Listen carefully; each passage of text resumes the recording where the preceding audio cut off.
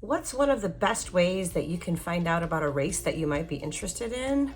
Hey, this is Coach Lisa with the Running University. I'm here to help you put the fun in your run. And this is a recommendation that I give to all of my runners before they start looking into races that they might be interested in.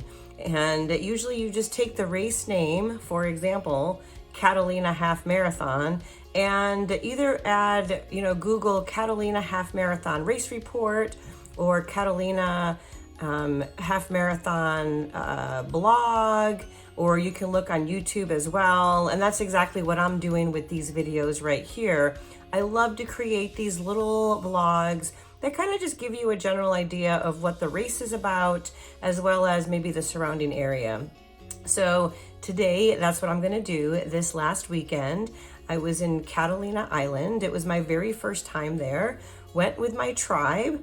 We usually have girls' weekends when we go on trips for races, but this time, because we had several of our partners that had not been, we decided to invite them as well. So there was a half marathon and a 10K. We were all scheduled for the half. Unfortunately, we had one person who didn't even know she'd be able to do the 10K, but she was able to get it done. So we all had a chance to race, visit the island, had just a really good time in a short amount of time. And the original reason why this race came to me is because of, well, it kind of looks like Italy. And if you know me, I'm Italian. I'm first generation here. But also they have ultra. So they have a marathon in March, and they also have a 50K and a 50 miler. And I had seen them before. I love the ocean. I love the mountains. So it seemed like a great place to see both. And well, yes, that is definitely true. Not sure I'll ever go back for an ultra, but I always say never say never. So anyways, here is my quick little recap with pictures and my vlog. So this is, again, just some, not all the pictures I took from the trip, but I try to take some of the highlights. So again, I could share this with you. Should this be maybe something that you're interested in checking out, whether it's the island itself or the race. And yeah, so this was on my bucket list. Doing an ultra was my first bucket list item, but again, don't know if that's going to happen or not. But so here we are. We had two groups going. Usually these out of town ones are always ladies only, because the tribe is ladies only. But because several of our partners had not been there, we decided to invite them as well on this trip. So this is the group that left on Thursday, and then we also had a group that came in on Friday. So we're here at the Long Beach ferry area waiting for the ferry to take us. And we were also hungry. We had some time to kill. So the closest thing we could find was this Bubba Gump restaurant. Obviously, the funny play for us was that it's, it's about running, right? The run, Forrest, run. Y'all know, if you watch the Tom Hanks movie, you know what I'm talking about. So at any rate, we did have we had lunch here, and then we took some fun little pictures on this little bench because it was there, and, the shoes. So just a fun little, I guess, touristy thing to do. And again, walking back to the ferry, it was kind of cool just to see the Goodyear blimp here and the lighthouse. And here's a different view. There's my honey, by the way. That's Greg. And I was very happy that he could be here because, I get to do a lot of these things and I see some fun places, but he had never been, so I'm glad that he came. And this right here is the Queen Mary back here. So we didn't make it there because we had other plans, had to get to the island. But, and here we are on the back of the boat. So we got on the ferry and we stayed outside because it was so beautiful out. And of course, you guys know me and my selfies. Thankfully, this flag was not that close to us. And that flag was whipping Barbara and Dave almost the entire ride over there. This right here is part of our view coming in. So this is one of the resorts that's off to the side of Avalon. Avalon's the one and only town on Catalina Island. And this is a resort that's been there for a while. And somebody on the ferry had said to us that they had stayed there and that it was very cute and quaint, but they wouldn't recommend staying there unless you kind of wanted to hang there because the town's a wee bit away. I don't think it's really even walking distance, so it's not the easiest to get back and forth to town, but a very cute little quaint area. This right here is now you're facing Avalon, or at least half of it. Our Airbnb was back here somewhere, 13 minutes from the start. Our funny joke was everything seemed to either be 0.3 or 0.6 miles away. And there's a waiting list to get cars on the island at 25 years right now. So there's, you don't really need a car unless you're going somewhere further up, but everything's pretty much done on foot. They have cars, and golf carts are very popular here, and boats, obviously. Again, here's a bigger picture, so now you can see it a little better. And again, it's also very much reminded me, which was one of the reasons I wanted to check it out, of Italy. If you know me, I'm Italian, I'm first generation born in the States, but I did live in Italy from 5th through 8th grade. I used to go there every summer when I was a kid. So this very much just kind of brought back some memories. The town that we lived in when I was there, and that my mom's from, is a coastal town. So, it really just reminded me of being in Italy. And here we are still on the ferry, and this is the group photo that we took as soon as we got off, because there was this cool welcome sign, and already the first, we didn't know at this point, but these tiles, there's a lot of tiles everywhere in the city that are basically made in Catalina Island. There is something about the clay there is special. So the tiles are also special. But here we are. That's the Hummer that we were riding on, and we're taking an expedition the following day, or this day was on Friday. So we had people coming in on Friday, and we decided to go out and see the island. And this was actually a really great way to do it. I would highly recommend it. There were a couple expeditions. We're doing the bison expedition, and there was another eco adventure. There were several. So, and funny, you can see me right here. I am on the edge, and this was before the tour guide had said, if you're afraid of heights, don't sit on the edge. So Greg switched with me, which I really appreciate. There were a few close calls, but I was okay. So here we are, we're going up, and Wrigley, or the Avalon, is owned by Wrigley, the town, apparently, but the island, and they also own the island, but they donated 88% of it to the Conservancy. I might have some of these numbers wrong because I'm going off of memory, but at any rate, this right here is the Wrigley Mansion, which you'll see better in a moment. And I think this right here is where maybe one of them lives also. So there it is. There's the Wrigley Mansion. And the race basically started down here in town. We kind of moseyed up, and we went right along this white wall, which you'll see when I get to showing the race information there. And of course, our tour guide, who had all the little funny things to add, was like, well, that's the only white wall with no graffiti in California.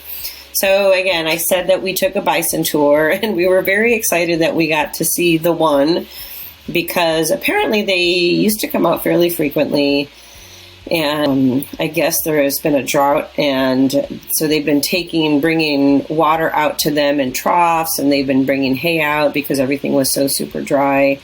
And I guess they did have some rain in the last, 6 months to a year.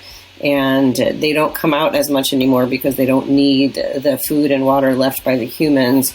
So you can't always find them. So he prefaced this tour with, there's a chance we may not see any. And Dave actually saw this. So I'm glad that we were all looking, but glad we had a chance to see that.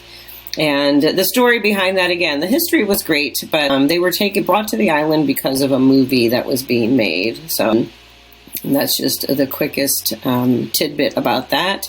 Here we are, we just got off. This is our tour guide right here. And we got a cool picture, kind of at the top. And again, here you could see it's the ocean. And it was a really cool tour. Again, I'd highly recommend the tour. Here we are coming on the way back. You can see how beautiful the water is. And it's probably the first time I had heard about Catalina before I was even a runner back in the day. In my past life, I was a PADI scuba instructor. Was also too chicken to ever start scuba diving, and then I did it, and I became an instructor because that's how I roll. If you're afraid, just go full on. At any rate, it was a long time ago. I loved warm water diving. I'd been to Fiji, a lot of cool places, Cozumel. Cold water diving, not so much my favorite. So hadn't been here yet. I'm not sure if I'll ever dive here just because, again, don't like cold water, but it was really pretty. So this is the morning of the race. So we picked up our packets the night before. And again, I really appreciated the fact that I was able to reach out to the race director, and because I had a group, I asked them to give me a discount. So we got a little discount for my ladies, which I always try to do for my tribe. And we picked up our packets, and that was cool. There was a weird flow with the shirts being at the bottom and the picking up the packets at the top, and I probably would have made it flow better, but there was probably a reason that they had to do that. Maybe they didn't fit. That would be one of the feedback. And the other thing was they ran out of water, which I'll get to in a little bit on that part. But here we are, and Gretchen right here was a tribe member. She does, you don't have to be local to be a tribe member, and she does live in Fountain Hills, but has a job in LA. So she spends most of her time in LA now and goes back and forth, but we forgot that she was going to be there. So we were very happy to see her. So here's that white wall I was talking about, right? We again started down here and started climbing a little bit through the town, and then just started, basically climbing. So the race itself is mostly trail. I don't remember how much was road, but it wasn't much. I did wear trail shoes, and I'm glad that I did. I don't think you need trail shoes. It's not a very technical trail. It's mostly a fire road. So, but I always prefer to have trail shoes if I'm going to be on a trail personally. And this is just a fun video because when I go downhill, I always say running downhill is chi running at its finest, right? Most people, unfortunately, don't run well downhill because they freak themselves out and they start breaking, and that's how people blow out their knees and hurt. But you just go with the flow, and every time I go downhill, I'm usually screaming wee. I don't think that part was caught here, but thank you to Stacy for getting this video. Oh, I was saying we, but you can't really hear it that well here. So, and then again, so we started climbing. The first 6 miles, you're basically climbing. There was a total of about, I think it was 2,500 feet of elevation gain in the half marathon. And if you're familiar with the Crown King 50K here in Arizona, which I love, I started calling this a mini Crown King because it's just a lot of gain. For a shorter distance as a half marathon. But you can see the views are amazing, just spectacular. This is obviously the town of Avalon. And this was not the trail that we were on. I think this is those not a fire road, but I forget what they call them now. But kind of help if there are fires on the island. It helps break up the fire from crossing to the other side. So I'm sure there's an official. And by the way, if you're watching this, I always ask at the end, but I would love to hear about a bucket list race that you've either done or have on your list, and put it down there because I like to find out. Trans Rockies was one of my other real big ones, and now I volunteer there every year. So again, and I always tell everybody that I train, it's your race. You do whatever you want to do. You pay for your race. Just if you do want to hang out with a friend, just make sure you guys are all on the same page, that if you leave with the person and you plan to stay together, that you guys have this all worked out. No need to lose any friendships over a race. And Jan and I have just a very similar pace. This is, I think, the third race we end up together, and we had such a blast. It was fun. Actually, she helped me a ton because there were a couple of times I think she said I went nonverbal, which is funny because if you know me, I'm usually chatting most of the time, especially if I'm hiking uphill. I was out of breath quite a bit. But there were a couple of times, and, I'm still recovering from Javelina, so 2 weeks before I had done my 100K. But at any rate, and I chose to wear my Trail Sister hat this day to represent Trail Sisters Phoenix. Here you could see not so happy my face. And again, we had come down here, so there was a little bit of downhill, like I said, but all mostly uphill. And again, 6 miles, and it flattens out for maybe a mile-ish, a little more roly-poly, and then you climb up again. So here we are going. Again, just other pictures of the island. So pretty. And there is what we call a lollipop loop as one of the ways that you can have a race. So a lollipop is exactly like it looks like. So it's like the circle is the lollipop, and then the stick would be a part where there's an out and back. So that's how this race went, and this was a point. These ladies were ahead of Jan and I, And, you know, they just stopped. We stopped and we took a picture together. So we were still climbing. They were coming back down. Again, like you just see how just beautiful. A lot of climbing. Now here's the half marathon turnaround. So actually, I can't remember. It was probably between this and that half marathon turnaround, which might have been about 1.5 miles, where there was an aid station. And when we got there, people were coming down saying that they had ran out of water. So that's the other big constructive feedback I have. I don't know if it's ever happened before. If it's a first inaugural, okay, I usually say, well, they didn't know how many people were going to show up. I always feel like it was maybe hotter than normal for them. You know, it did get warm, but they shouldn't have run out of water. Thankfully, they had another truck bring water. So by the time we got back to that aid station on the stick of the lollipop, they had water. And I do always tell people you should just always be prepared, be self-supported if you can. I know that's the point of the race providing, but worst case scenario, it's your health and life at the end of the day. But we saw them coming up and we waited about a minute just to make sure that Jan could fill up on her water, and I got some extra just to be on the safe side. But at this point, we're at the turnaround. This is like mile 9, and we were always ahead of what the schedule. So, you know, if at some point it said mile 7 on their markers, we were at 7.5. So we were always a little bit ahead. And that's when I kept thinking, oh, it's only 1 more mile to the finish. Like, it's probably going to be a little longer. And they did have a map ahead of time that I forgot to look. And sure, it was longer. It was 13.5 miles. And then we saw Sam again, also on that lollipop loop. So it's always fun to run into our tribe members. And then here I took this video. So this is the part, again, where we're doing the lollipop. You could kind of see right here where you continue up. And then when you go down, you're going to go down right under here. But this was like a nice 360 of where I was. This is one of the most beautiful half marathons I've ever done. One of those beautiful races, actually. Really hard, not going to lie. Oh. So again, really pretty. I've been saying it's the hardest half marathon that I've done. I can't think of a harder one that I've done, but also probably the most beautiful as well. And here I start coming in with some of our finish line photos. This is Barbara. She did the 10K. You know, she's been having some issues and was not even sure if she was going to be able to do the 10K. And again, I love that my people understand that listening to your body is so important, because you never want to make your injury worse, or, you know, it's just never worth it. It's just a race. But she was feeling good. She was able to do the 10K. And I just love this because, again, I know it's okay for me to say her age, but she's 65 years old. As a matter of fact, if you go to the playlist that's up in the top corner, I interview my TRU Tribe members and their epicness.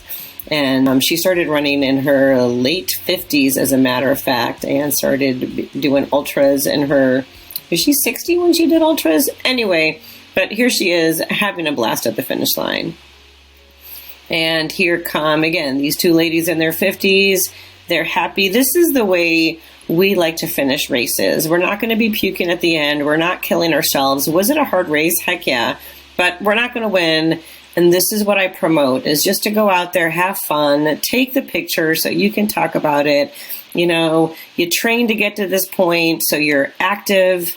It's just really such a great way to make fitness a lifestyle when you're walking and running. And again, I pretty much walked most of this race. Here's Jill also finishing. She's 64 years old. You know, and again, it's great to see us taking care of ourselves as we get older, because the more we take care of ourselves now, the easier it's going to be. And one of my favorite finish line photos, thanks Barbara for this one. I think she took all the other ones except for her own, obviously. But we are close to the finish and we were very happy. And yeah, it was fun. And then here is Greg at the end, and he doesn't always have to be excuse me, at the end of my finish lines, because I've pretty much done all the distances, but it was fun to have him there. And there's Sam finishing up her race. And here's a photo of all of us at the end after we had finished. So what a cool picture. Having fun. Again, look at all these happy faces. I love it. This right here is the elevation profile, that so you could see again. We have this probably was that downhill where I was going wee right here, but climb, and then it's like literally relentless climbing again. I think I mentioned the mini Crown King. This is that middle part where a little downhill flat, and then you had to climb up one more time here. So anyway, it was definitely, if you plan on doing this race, which I do highly recommend it, I would do it again. Just make sure you're doing some hill work. And I think I mentioned before, they are known for their tile. There's some very specific clay out of Catalina Island, so the tiles that they make are kind of infamous, I guess. And so there's the tile, and I did take some of these pictures from some of the ladies because I didn't, we just shared them all at the end. So this now is inside the casino, which I say in quotes, is this, okay, no. In quotes, casino, because it's not a casino. They call it the casino, but there's no casino. This is actually where you can watch. It's the only movie theater in Avalon. But also this was, built, I don't remember exactly when, but Wrigley, again, had this built for socializing and activities. And so this was the theater as well as the ballroom, which we'll show you here in a moment. This is at the top. The ceiling was beautiful. Again, the architecture was beautiful. At the front, I'm going to call this an organ. I don't think that's what it is, but close enough. But pretty cool. So this is a view now going back. But again, you can kind of see apparently around this part right here is the story of Catalina. And, I love doing this kind of stuff because you get some history. Especially we had done the bison tour the day before our race, so that kind of was helpful. Here it is. It's again called the casino, but it's not a casino. And I guess the cool thing, there's some thing about the architecture, obviously not my strong point, but the ballroom is at the top and there's no pillars that hold it in the middle. So there's something about the architecture of this building that makes it one of a kind. And again, it was cool. And again, here's a picture of the fulcrum. So it had something to do with, again, it's not my forte. Now here we're in the ballroom, and I could just imagine in my head I was thinking of the was it from The Shining when they're in that ballroom and they he's going back. That's the music I had in my head.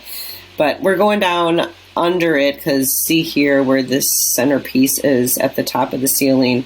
I'm going to show you an interesting view from it because we all were laying down here taking pictures of it. And there it is. So, I don't know, we were being silly, but it just seemed like a cool way to look at it. And again, just it was a beautiful day. We really lucked out with the weather. It was really pretty. And then here we were done with the casino tour and went to a restaurant up the way, and we had to stop here because there were these kayaks that say Tribe on them, and ironically over the eye it said 13.5, which if you know running, the 13.1 is a half marathon, so very ironic that the race was actually 13.5 too. I think I might have clocked 13.6, but anyway. So, and again, just cool pictures. It was such a cute, quaint little town. Again, reminded me quite a bit of Italy. And on this day, I had seen gelato. I had to get some gelato, so Greg and I went out and grabbed some gelato, and then went and sat on the pier and just hung out. And this was our last night. Again, I ate as much seafood as I can because when in Rome.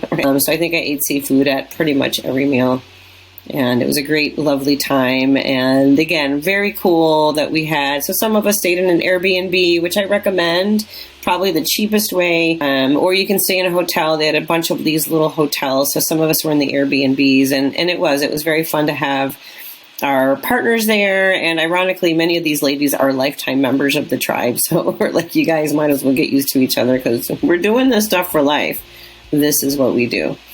So, and here, last but not least, this is our ferry ride back home. And it was a perfect amount of time. Again, some people came in on Friday. I'm glad we traveled Thursday and still had that extra day because Friday, Saturday, Sunday was definitely plenty of time for us to just do enough of what we had to do. We got to see dolphins when we were doing this as well. So there you have it again. Drop your bucket list, whether it's a race or not. Maybe you're watching this and you don't even race. If you have a bucket list location I always love to hear where people want to go, or if you did go to one, tell me in the comments. I'd love to hear it. All right. Thank you so much.